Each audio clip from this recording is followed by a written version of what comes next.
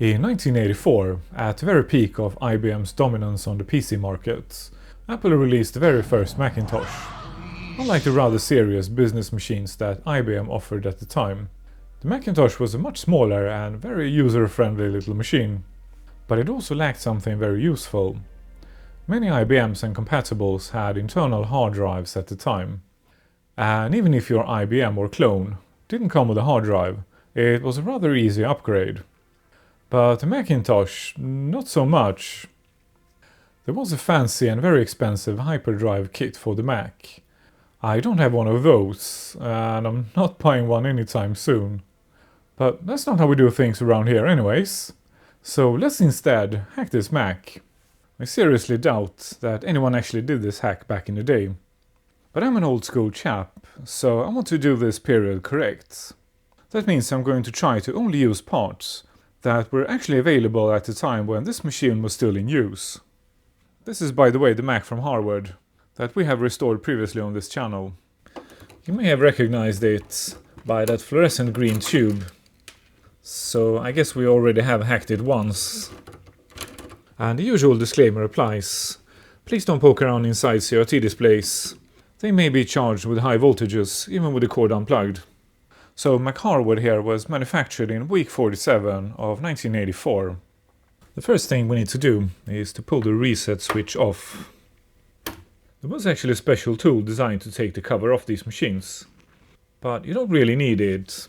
The easiest way to get the cover off is by gently pushing on these connectors here. But if it's stuck, this method won't work. If you push hard enough, you will probably crack those solder joints. Instead, if it's stuck, I use the original screws and screw them in just a couple of turns. Then push on the screw. That works too. Now we can just pull the Mac out. Okay, let's see if we get any sparks. No, it had actually discharged. Next we need to disconnect the diskette drive from the motherboard and the main power connector. So now we can remove the motherboard by pulling it out. This Mac was battery bombed, and this cage was in a really rough condition when I found this Mac. So I have cleaned all the rust off and resprayed it. That's why it's white. The last part I think we need to remove is the drive. It's held in place with 4 screws underneath the drive. And the drive is now free to come out. This is not necessary for this hack to work, but I'm going to replace the motherboard, because I want to play Dark Castle this weekend. And this board has 512K of RAM, which is required to play the game. Aside from the RAM, these boards are identical. Our first issue is that the original Mac can only read the MFS file format. As far as I know, there never were any MFS hard drives ever made. Luckily, this is an easy fix, because the later 512KE had support for the HFS file format, and ROMs are compatible with the Mac 128K. You can easily find the bin files online and burn your own copies, or buy them pre-programmed on eBay. Our next issue is that the Mac doesn't have any controller for an MFM SCSI or IDE drive. It only has a controller for 2 diskette drives. And it doesn't have any expansion slots. However, there was actually a controller designed to connect to the diskette port on the Mac 512K. This controller here came out of an external Macintosh HD20 drive. Since we have upgraded both ROMs, this controller should be compatible with our diskette controller. As far as I know, it will only work with the Rodyme model number 552. Together with a controller, this drive can actually use the file format intended for the diskette drive and make this hack possible. We are going to need a few more things, I will show you in a minute.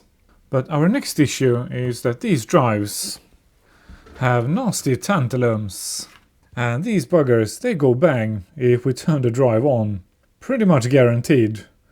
So let's just quickly replace these caps. Okay, so this guy here is a 1 microfarad, 35 volts. Well, I was wondering why my desoldering gun wouldn't work. It's quite remarkable how much abuse they can take before they start misbehaving. I didn't bother checking the pitch, when ordering these caps. So I'm gonna have to bend the legs. Now it fits. Next we have a few 10 microfarad 16 volt caps. This is a very common value. 3 of them to be specific, in case you're playing along. That was actually a really stubborn PCB. Look at how thick that damn thing is. That's nuts. Next we have one 4.7 16 volt cap.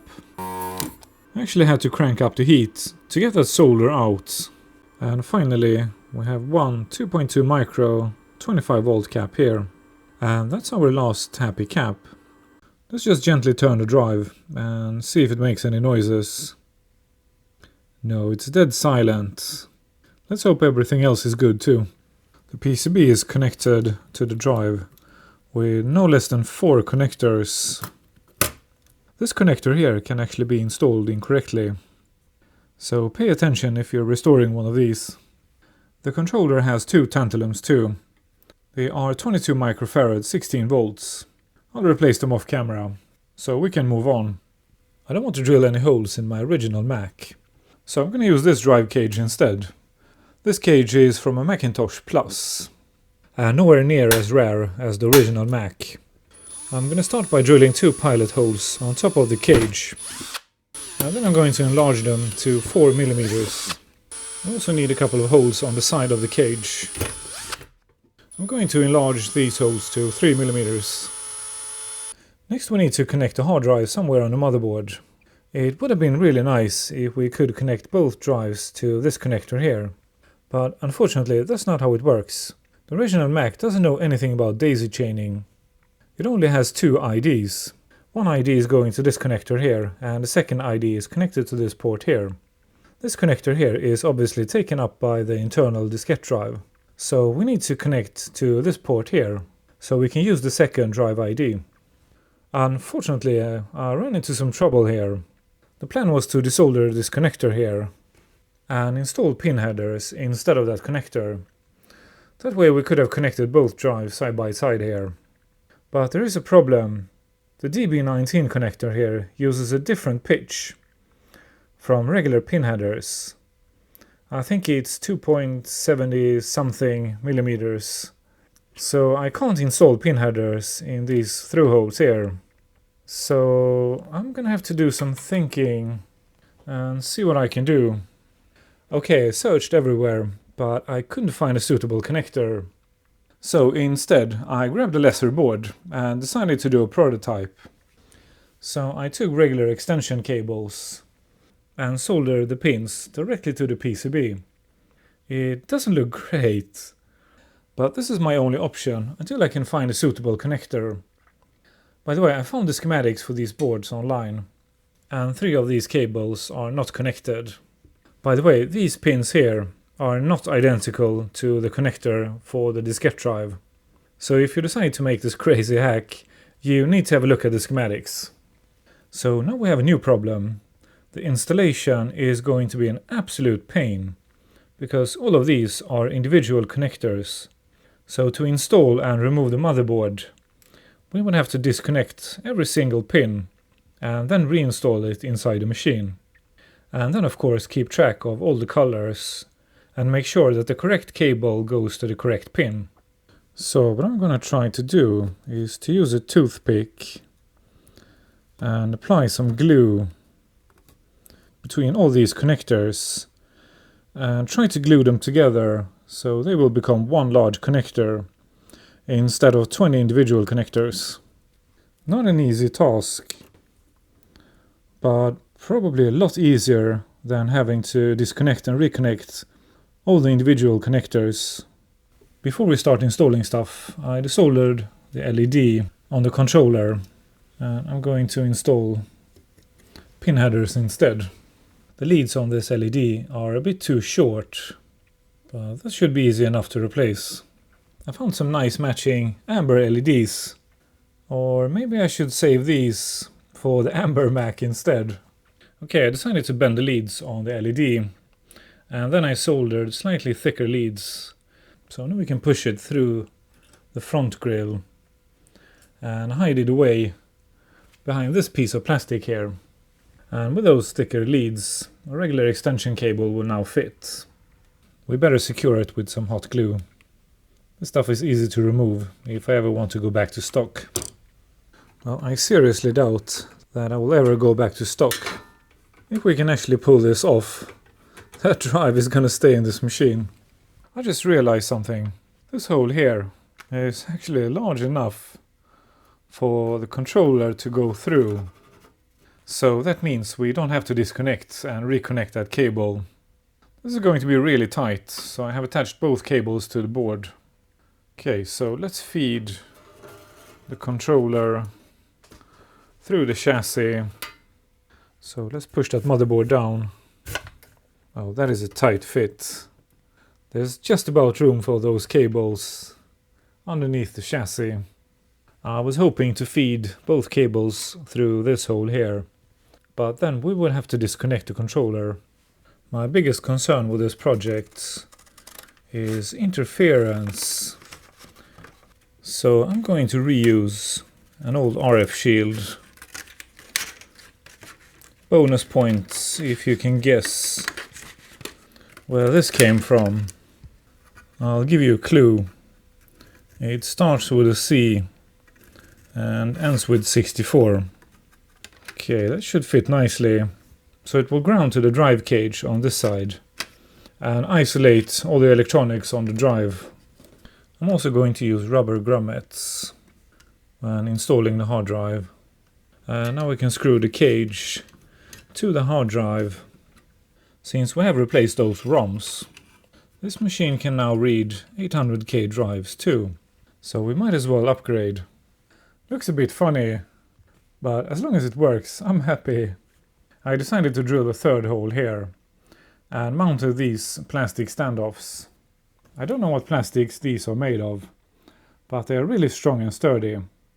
To install the drive cage, I have to lift the motherboard up to give me access to the screws underneath.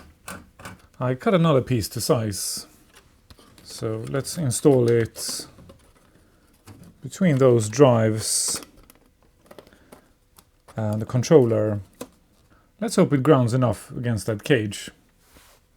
This may not be necessary, but there's going to be a lot of crap going on inside this machine, so it doesn't hurt. Okay, let's try to install the controller. Those standoffs, of course, should align with the holes in this PCB here. This may not be great. The ribbon cable here sits very close to the tube. Honestly, I have no idea if that is going to cause any problems or not. This is hard to get on camera, but I locked the PCB down with a standoff in the third hole. I'm also going to use a standoff in the middle here. So this is sturdy already. And then I stacked a couple of these to increase the distance between this and the next PCB and installed it in this position here. So screw down to 3 standoffs. This PCB is really sturdy. That is definitely good enough. And let's not forget to connect the LED. I guess I should have connected the ribbon cable before I installed the card. That's barely long enough. Oh, this is going to be really tight. I hope it fits. This is probably not necessary, but I don't know if the analog board has enough power to drive this hard disk. So I'm going to add a second power supply on top of the controller here. I cut a piece the size of that shield. But since this side here is conductive, I checked this PCB, and the only thing that could potentially short are these 2 pin headers here. I tried with an empty JST connector to cover them up, but there wasn't quite room enough for it. So I'm just going to bend them, and they can always be bent back. I left this piece here, and hopefully it will ground to the cage here. I think I should have made it larger. I did some thinking and I found a pretty good solution. The old shield had 2 of these clamps, so I pulled one of them off and removed the rivets.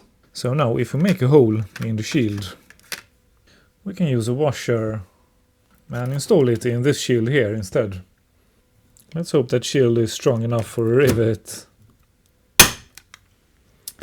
Yes, I think it is. That worked. Perfect. So let's install that shield. I'm going to bend this ribbon cable as far away as possible from the tube, because I have no idea how it will affect it, if at all. I ran out of standoffs, so I'm going to order some more and install at least one more to make this a bit more sturdy. But this is pretty decent, not bad at all. To connect the power supply to the analog board, I found two very conveniently placed holes. So I connected this wire here to the switch, and this wire directly to the IEC connector. So let's connect the analog board to the Mac. It's a tight fit, but if I measured correctly, there should still be some room for it. Well, barely. That is a tight squeeze, but not too bad actually. I'd say there is about 20 millimeters between the largest cap on the analog board and the tallest component on the power supply. That should be acceptable. So I can still access all the connectors. We are getting pretty close to the tests. Just a couple of more screws. Let's not forget the ground cable. By the way, this motherboard is from a Mac 512K, but they are pretty much identical. They just have more RAM. Enough RAM to play Dark Castle, to be specific. Okay, place your bets. Is this crazy hack going to work or not? Okay, moment of truth. Let's find out if this works. Here goes. Okay, it beeped. And the LED is flashing. I can hear the hard drive. We've got a question mark. Please work. I spent so many hours on this project. Hey, happy Mac! Yes! Welcome to Macintosh! And then it crashed. So I spent hours troubleshooting the system. Too long to be included in the video. So here's the short version. First I got an error 10, and that points us to ROMs. So I replaced the ROMs. But then I lost access to the drive completely. So I disconnected the drive and connected another drive. And everything worked fine. So I assumed that the drive was bad and replaced it. But then I got the same issues with the other drive. So something makes that hard drive crash when installed into the machine, but not when it's outside the machine like this. I went through my stuff, but I couldn't find any more shields. But I found this hard drive bracket and placed it on top of the drive. And I took what I had left of that shield and shielded the drive off to this side too. And then I took the last piece of that cut up shield and shielded the drive off upwards and towards the tube like this. And check this out, how it works. I did about 30 cold boots and the system is stable. It boots and runs load runner every time. Well, we can't leave it like this. I am of course going to improve the entire design here eventually and install a fan. But let's see if we can make it good enough so I can use it until then. So let's start by removing this shield here and test again. Okay, about 20 cold boots later, and it still works fine. So that shield didn't make any difference. So let's remove this piece here and test the system for consistency again. Well, I got a happy Mac, but then the system froze. So let's remove this piece here and put this piece back in. And try again. Okay, this time it boots. And runs the game. I'll check for consistency. Okay, 10 more cold boots. The system starts and the game runs every time. So this shield here is what was actually needed. That tells us the interference is coming from this direction here. Probably the power supply. I guess we learned something today about the importance of shielding hard drives. This is obviously not the final version of this hack, but the shield is conductive on one side, so if it comes loose it could short something. So let's at least tape it down and make sure we don't damage the system until I have a permanent solution to this. Yeah, it sits quite firmly in here, so I think this is enough for now, until I receive some better stuff in the mail. Let's put that cover back on and see if it all fits. It's going to be really tight. There's only one way to find out. Yes, I think it works. There seems to be just about room enough for that ribbon cable at the back. I think I have a really good idea of how we can use this hole here for something useful. More on this in a future video. Okay, 10 more cold boots with the lid on. Let's say the system is perfectly stable. So this is what it takes to make this work. Happy Macintosh from Mac Hardware. He now has an internal hard drive. But we're not done yet. I have one more hack in mind for this Mac. Also, this project turned into a bloody mess, so I need to order some parts and clean up that installation. If you're watching this in the future, there will be a link to that video on the screen shortly. If you're watching this fresh, hit the bell icon below and set it to all. And now is a good time to watch this video. I will end by saying thank you to my patrons. I appreciate your support. If you want to support me too, consider becoming a patron. Patrons get ad-free early access. If you want to help me make more videos like this, like and leave a comment. If you're a regular viewer, consider subscribing to this channel.